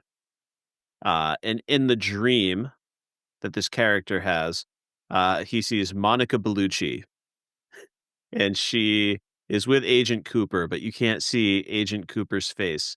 And she turns to Cole and says, We are like the dreamer who dreams and then lives inside the dream. And then she turns to the camera and says, "But who is the dreamer?" I'd say like one of the more popular interpretations of this is a commentary on the storyteller, right? Like David Lynch is the storyteller portraying a character within his own story, and now there's a dream within this story. And maybe this is just as much about what it says about him, the creator, as it's saying about the fictional characters. But I was kind of like happily surprised to see the Mad Hatter taking us to that same David Lynch space. So my favorite moment. Yeah, That's great, and on top of that, we just have the very surface level, like, he's referencing Alice in Wonderland or Through the Looking Glass, so Right. I like that you took it that extra level. You did your homework. Oh yeah. Oh yeah. Hey, and if I can sneak some David Lynch in, I'm gonna do it, right? All right, so let's go back and give the same treatment uh to Pierce the Heavens Superman. Chris, what's your favorite moment? I was torn here because I would, like, love to celebrate the whole breaking out sequence where Lois is flying, Superman's flying, they're punching, but I'm gonna leave that off in case anybody else wants to really dig into all the amazing production work and writing that's happening in that moment. I wanna zero in on the beginning to that, the lead up to that moment. Mhm. Jor-El comes flying in to land a punch on Clark, and he's stopped. His fist is caught, and it's Lois, and she sends him reeling with a single punch. Now we cut away from that moment, but we come back. We go back to Jimmy and Takara, but we come back to exactly after that. Jor-El is peeling himself from the stone he's been cracked into, and Lois is confused. She's like, Mhm. how did I, as Superman from behind, you just hear his voice before you see him, and he answers. She goes, but I'm only human. He says, on Earth, sure, but this is all happening in my mind. And I don't think of you as only human, Lois. You're the strongest person I know. I remember the Mhm. first time I watched that, I melted. I wept because like, you're processing what's happening, like, a as she lands the punch, you're kinda like, sh these aren't the real world rules, and so, is it that she sees that about no, he sees that in her, and she immediately embraces that, she does see that in herself, and they're flying, and it's Yeah. beautiful. Um, if I could just smuggle one more little one, because Yeah. after he tells her that, she begins to confess her love to him. And she expresses that she's afraid, and she says, "But love is not for cowards." And I was like, "Chicka," snip that one out, put it Mm. aside. That is a new catchphrase. I can't wait to, like, Yeah. get that tattooed, write that on notebooks like I'm in middle school. It's going in my AIM away message. Love is not for cowards. I just wanna yes and you, Chris, by, like it's not right when she says love is for cowards, but it's, like, a moment or 2 later, she's wrapping up that monologue, and, like, the '80s, like, power guitar chords start popping in over it, which then crescendo as we get into the punching sequence. That was on my list as well. Really, really phenomenal stuff. Josh, how about for you? Oh, man, that moment is mine as well. That speaks to me so much, and like you said, Chris, like, when she finally, like, hears, like and Randy, you don't know the backstory of this, but, like, before this is the first time that these 2 have seen each other after Mhm. this season. They've had some ups and downs in their Yep. relationship. The last time they saw each other, they had a fight, Yep. and there was this sense of, are they still together? Are they still a Yeah. couple? And for Clark to express what Lois means to him in that sense of like, "You're the strongest person I know," like, Yeah. oh, like, the tears when I first saw that were so, Yes. so strong. And then again, the "But love is not for cowards," beautiful line. I think I would just Mhm. add the last, um, line in that kind of, sequence where Lois is explaining why it is that she came to save Clark, like, why it is that she cares about him so much. She says, "I didn't name you Superman because of what you could do. I called you that because it's who you are." Oh, I'm getting teary just thinking about it, because Yeah. Yep. that is I love how much this show understands who Superman is as a character, because that's Yeah. what he is. It's not Mhm. about the fact that he can, you know, fly, through the air and that he's faster than a speeding bullet. It's that he is a representative of this value system, that he will put others before himself. And then ultimately, empathy and justice are more important than anything else. And that is what makes him Superman. And that is what Lois sees in him and why she's fallen in love with him. And that's why we get this beautiful moment where we finally see, in the most clear way possible, Mm, how these two characters see one another, how much strength and vulnerability they see in one another, yes. and then it manifests as they literally shatter through the heavens, through the sky, and break out into the real world. It's so touching. I can't believe this comes from, you know, what is ostensibly a children's cartoon. Yeah. Yeah. So beautiful. Normally I'm the one trying to force Chris to watch episodes of television out of the fuller context. And it was really fun to be on the other side of the experience, right? Because I didn't know exactly what happened, but you can tell how well the show is written because Superman has that line, "Oh, Lois wouldn't come after me." Mhm. And I was like, "Oh, okay, what's going on with these 2?" Mhm. It spoke volumes. I probably didn't fully appreciate, like, the weight of the troubles because their love is so strong. But I'm just gonna piggyback on all of the stuff we've been saying for my favorite moments just a little bit earlier. I quoted it earlier, when she says, "I stole a whole dang spaceship to find you." Again, a Yes. perfect losism. It Yeah. it it would have been like, I don't know, Palisman or something. Stole the whole damn Palisman just to find you. That like, even the word "dang" is something that she would say. Mhm. Uh, but it wasn't just that she said that for, like, the humor of it. It was the way she's interacting with Superman, because she kinda grabs his face and pulls Mm. him down to her level, and even just that physical act showed me what they mean to each other so clearly. So, yeah, it's just the episode is, like, brimming with the love between these 2 characters, and yeah, it's, like, multiple favorite moments.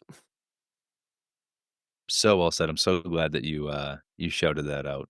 It is cool to watch her. She's so small. They scale them really well in the animation, right?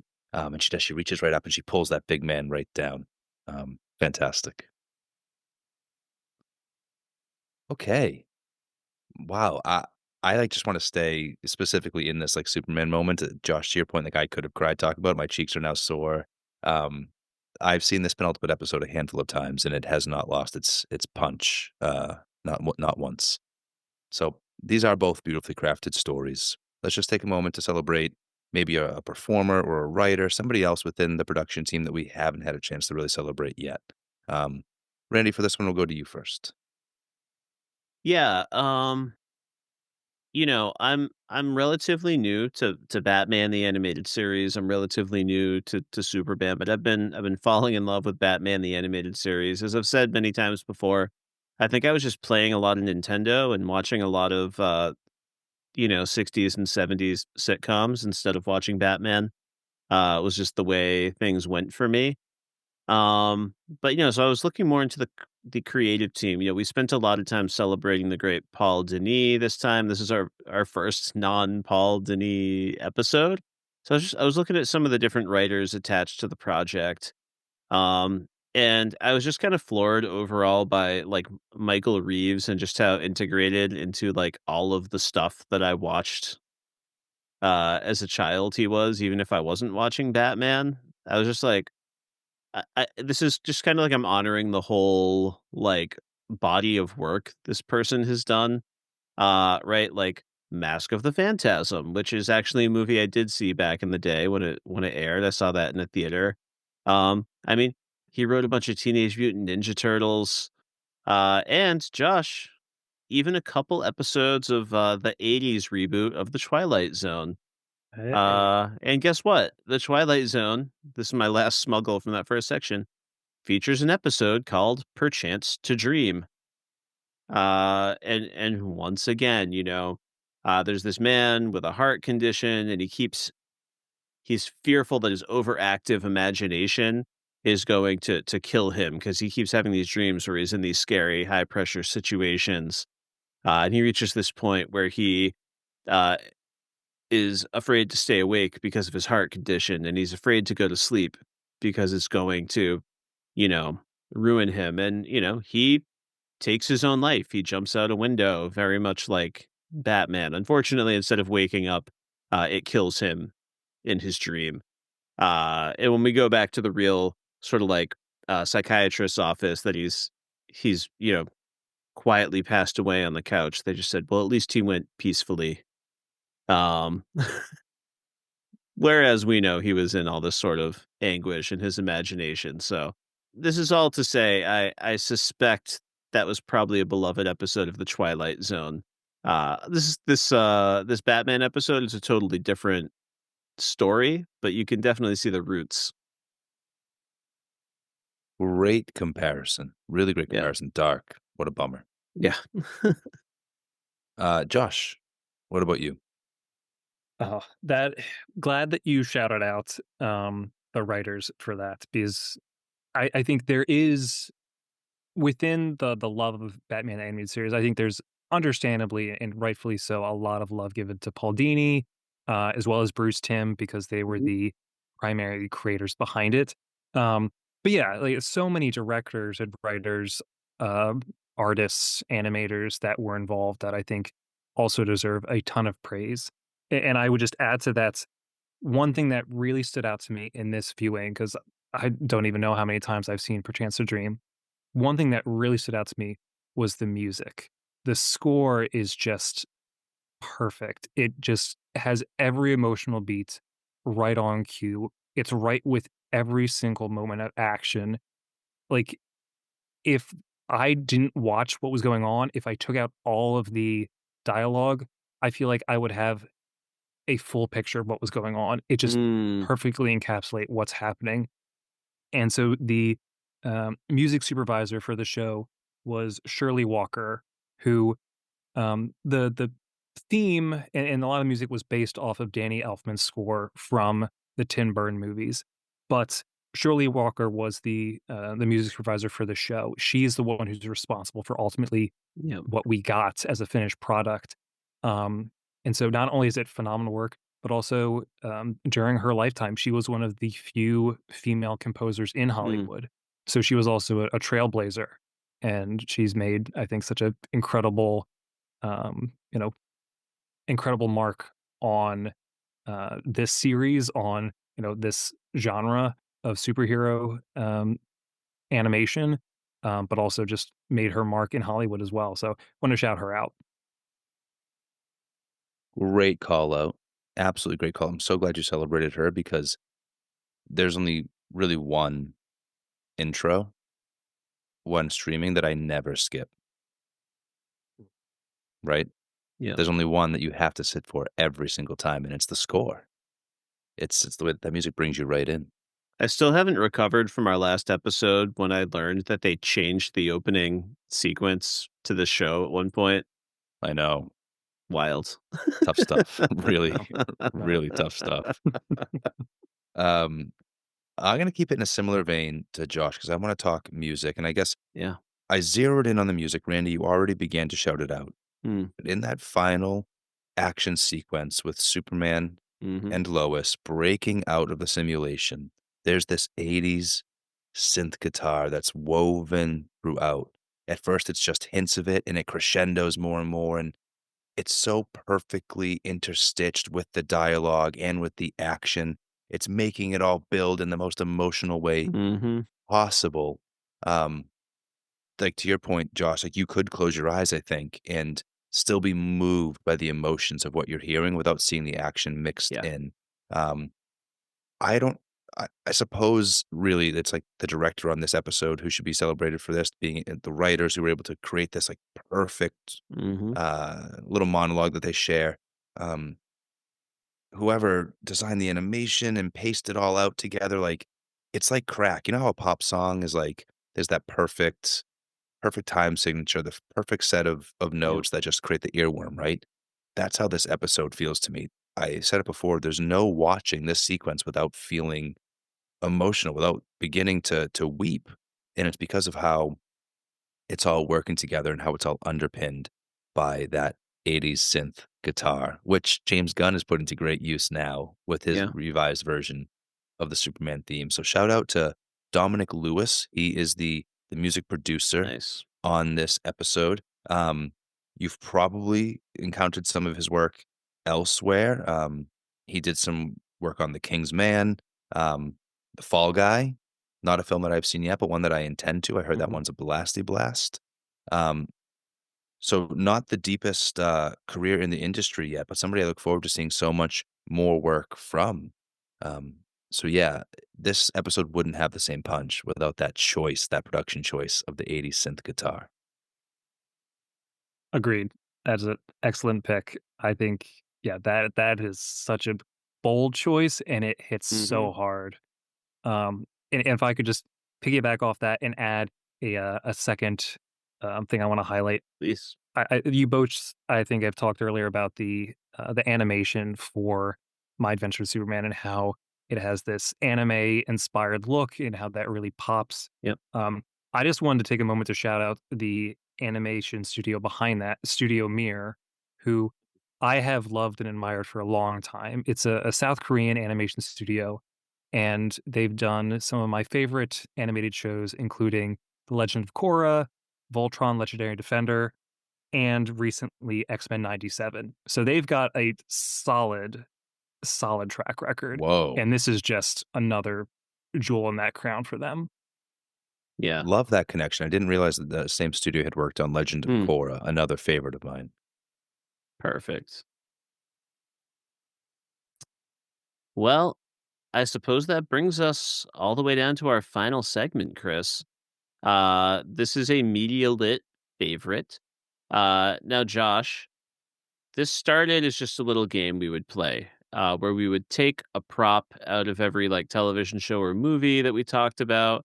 As we started delving into more animated series, this became selecting a still frame that you would love to have framed on your wall, and it's evolved for us into a whole game of imagination in which Chris and I each have our own sort of dream space and imagined prop cave, if you will, which we have been slowly but surely populating with still frames from comics, props from movies, entire new wings and rooms to our homes, and we want you to add your first piece to your collection.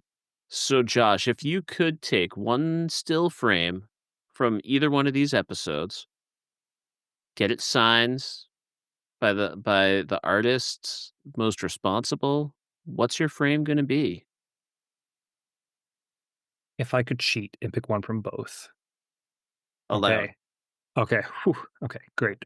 So, from Perchance to Dream, I would have to go with the image of Bruce Wayne holding up Batman by his cape and staring him in Mhm. the eye as he's confronting him. Yep. I think that is such a, like, powerful moment. Also, gives me some strong Severance vibes, kinda thinking of, like, that ego death we had in, Yeah. the conversation and that wonderful, uh, mid-season episode of season 2. I love that.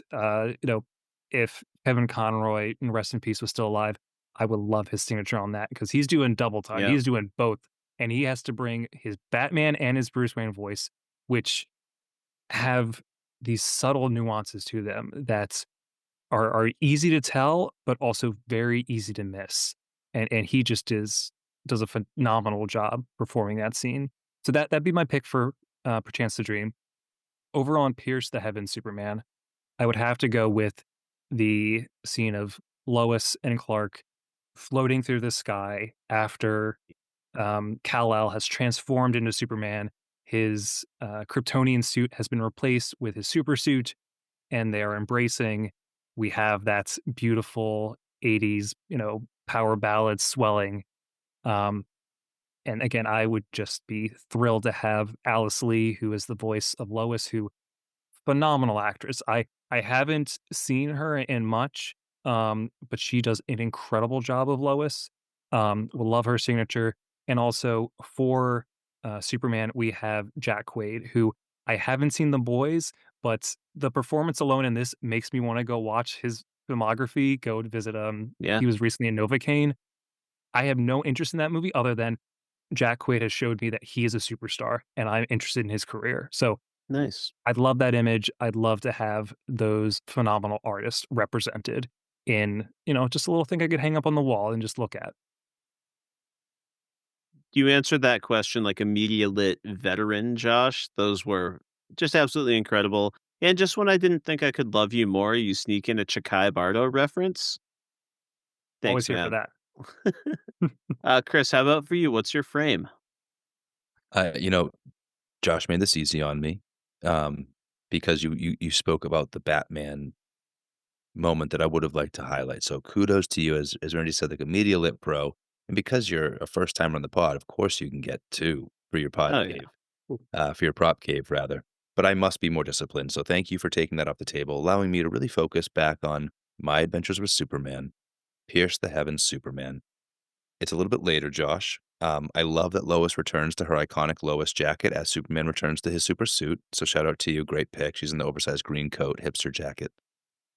But for me, there's one frame where you get both Superman and Lois looking up at the camera. It's like the perspective of the ceiling itself that they Hmm. are getting ready to punch through the top of the barrier.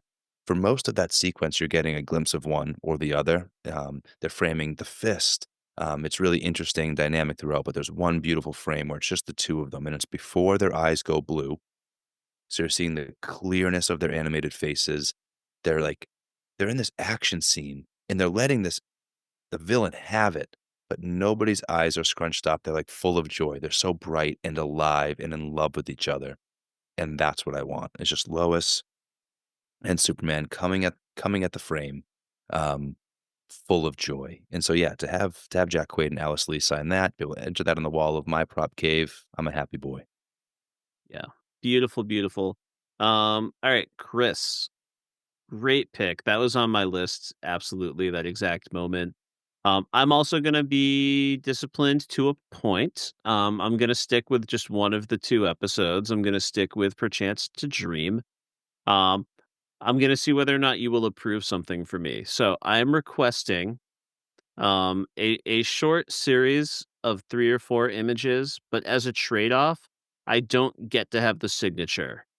Because I want to propose these as an artfully displayed series of images for my prop cave living room. Randy, without considering the full details of your proposal, on its face, I love it. I Yeah, too have embraced the multi-image. Sometimes you need more than one frame to express what's happening in the story. So please yeah. proceed, sir. Now I almost surprised myself with this pick because this episode, as Josh articulated, it's full of like these beautiful shots. Uh, with great balance. Also, these cool like lightning shots where things are being lit up. I'm gonna go with not the prettiest thing, but if I can get a series of 3 or 4 of these blown up nice and big, high quality, in beautiful frames, lined up side by side on my wall, they're gonna look sick. I would like a series of images that are just full shots of the gobbledygook newspaper and books. So, like, the first one's gonna be where, like, you do have, like, a little Batman face in the bottom left-hand corner, but you've got, like, the twisty text boxes, and, like, the next frame's gonna have the other side of the page, and then we're gonna get a zoom into one of the books. So we're not seeing any of the frame outside of the books, but they are just, like, up there with that parchmenty color, filling my wall in these big artsy prints. What do you think? Wow, what a cool, like, art piece, man. I don't think we've ever gone quite so artiste with our picks for this. To your point, maybe individually not the prettiest, but your vision, beautiful. Yes, the power of the prop cave. Mm. Mm, that is excellent, Randy, and it reminds me of one other thing that I forgot to mention that I loved about this episode rewatching, is that I never noticed before that there are clues beforehand that this is a dream. Because earlier we have Selena and Bruce exiting Wayne Enterprises to watch what this mysterious Batman figure is doing. And as the robbers are breaking out of the jewelry store, the title of the jeweler, Gobbledygook. We Mm. already have a hint that this is not real. Ah, Such clever stuff. what a clever guy noticing that. What a great show. Yeah, like, it's easier to notice, like, the cemetery later on, but yeah, it's easy to miss that jewelry store. Love that. I'm just glad we've had so many opportunities to say gobbledygook on this podcast. Well, folks, we've made it to the end of yet another Bat Chat. And once again, I feel enlightened. I feel more excited about storytelling and comics than I did going into the conversation. And I got to share this chat with the great Josh Sarnecky, who I hope will be back many, many times in the future to chat with us about a zillion other things. Obviously, starting with the Owl House, but I hope many others to come. Yes, I would be more than happy to come back. It has been a thrill. I've again always enjoyed podcasting with you guys. It's such an honor to finally been able to be on Media Lit. And Randy, I know we've talked offline about our need to cover some more Severance whenever that comes out Yes. again in 500 years from now. Um, so definitely excited to maybe cover that. And yeah, I mean, if you watch the rest of My Adventures with Superman, I will definitely commit to watching Owl House. I can make that trade. Done. There we go. And on this day, a deal was done. Thanks so much, Josh. Of course. And Chris, thank you always for your time. I know we first podcast together on an episode of Socially Distanced talking Mm, about an episode of House of the Dragon. Um, and I remember just being so struck by the wonderful insight you had in that show. And yes. so always been such a great pleasure podcasting with you and looking forward to also being on your other podcast sometime soon over on Batman by the Numbers. Always loved that podcast. Really enjoyed your most recent episode about the ranking of the Batman supporting characters. So Yes. definitely encourage people to check that out. It's a great listen. Oh, thank you. It was a Randy episode. Mm. Josh, so great to have your heart here on Media Lit. Thank you for your vulnerability tonight. Thank you for your insights. This was a blast. Oh, my pleasure. Truly my pleasure. Okay. Well, folks, we've done it again. This was a really wonderful episode for me. I had a ton of fun tonight. But there's more of this out there. Randy and I have been at this thing for about a year now, and we just keep growing our social presence. So please, first and foremost, if you want to find more Media Lit, you've got to follow the pod on Spotify, on Apple Podcasts, wherever you find them out there. Look for us on the socials. You'll find us on Instagram, YouTube, Blue Sky, Twitter. If you need us, just search Media Lit Pod or Media Lit Podcast, and you'll find us. There's a world of content. We have been super, super busy. Most important to me, I want to invite every podling listening to get involved in the conversation. We've got an open email inbox, and we would love to hear about your takes on either of these two episodes, or maybe a different moment from My Adventures with Superman or Batman in the Animated Series that Mm. you want to get your thoughts in on. So email us at media.slash.lit@gmail.com. We cannot wait to hear from you. Chris, thank you so much for doing those plugs. I can't wait for all those new follows and subscribes and reviews. It's going to be awesome. Uh, but let's turn to us. Chris, you've got a lot of other great work out there in the world, even beyond all of our great chats here on Media Lit. Where else can folks find you? I am also the co-host of the Batman by the Numbers podcast. As I mentioned before, we're having a blast this year talking a little bit more about Superman. We're in our world's finest era, so of course it's balanced with Batman, but this is the year of Superman, and we're so excited to embrace it.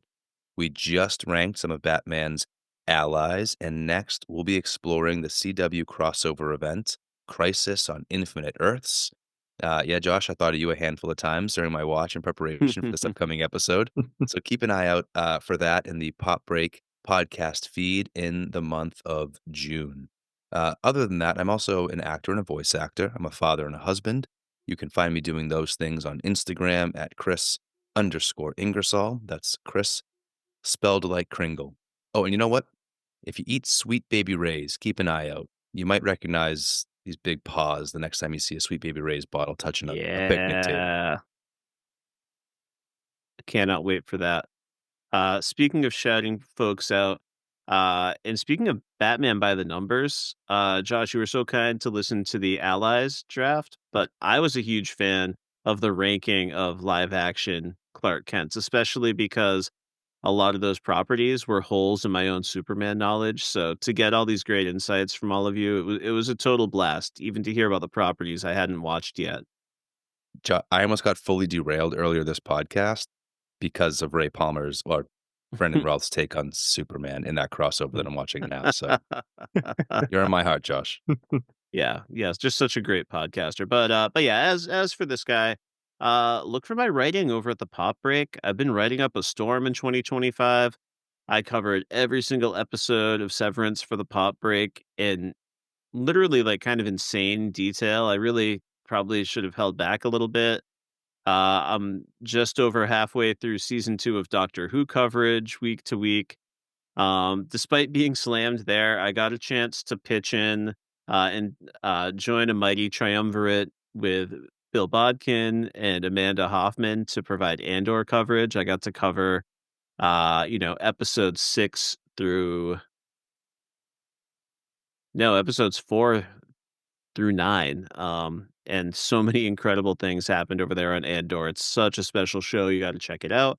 You can, of course, also catch me on the Pop Break podcast feed on Pod of Doom with the Mancini brothers. And you can even find one Kris Ingersoll on our Heaven and Hell episode, ringing in the Dio era. I compared this album to one of those custom vans with a fantasy scene painted on the side. So I was thinking of that when Steve popped up in my Adventures with Superman for sure. And as for where you can find me online, I'm just gonna echo Kris. Find Media Lit, search Media Lit Pod, Media Lit Podcast, and follow that. And I'm linked to all that stuff. I'd be honored if you followed me as well. But more importantly, I'd love to see you follow the pod and drop us an email.